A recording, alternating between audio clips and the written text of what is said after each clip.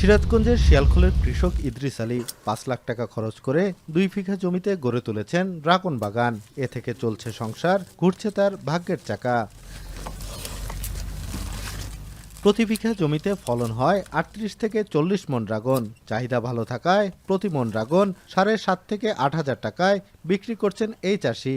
এতে বছরে তার আয় ২ থেকে ৩ লাখ টাকা। এখন বর্তমানে গাছে ৫টা জোয়ার আছে, আরও একটা জোয়ার আশা করতেছি আসবে। এই ৬টা জোয়ার যদি আমি ঠিকমতো হারভেস্টিং করতে পারি, তাহলে আশা করতেছি আমি ইনশাল্লাহ এই বছরে আমার চালান উঠে লাভবান হব।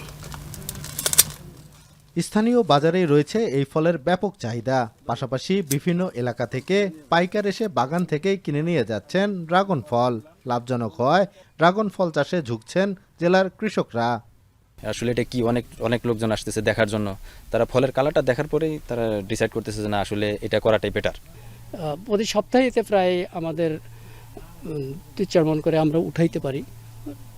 তো তাতে ২০,০০০ টাকার মতো আমরা সপ্তাহে বিক্রি করতে পারি।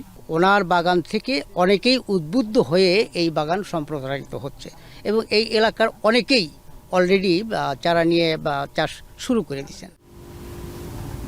কৃষি বিভাগ বলছে উচ্চমূল্যের ফসলের প্রতি আগ্রহ বাড়াতে কৃষকদের প্রশিক্ষণ দেওয়া হচ্ছে। পাশাপাশি বিভিন্ন বিষয়ে তাদেরকে পরামর্শ দেওয়ার কথা জানান কৃষি কর্মকর্তারা।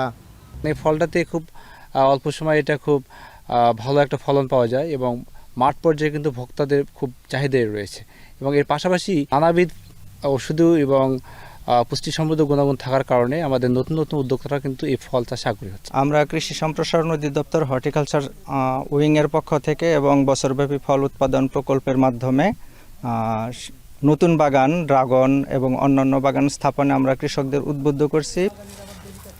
চলতি বছর জেলায় ১৭ হেক্টর জমিতে ড্রাগন ফলের চাষ হয়েছে, আর এর উৎপাদন লক্ষ্যমাত্রা ধরা হয়েছে ৮৫ টন, যার বাজার মূল্য প্রায় ২ কোটি টাকা। রিফাত রহমান, এখন সিরাজগঞ্জ।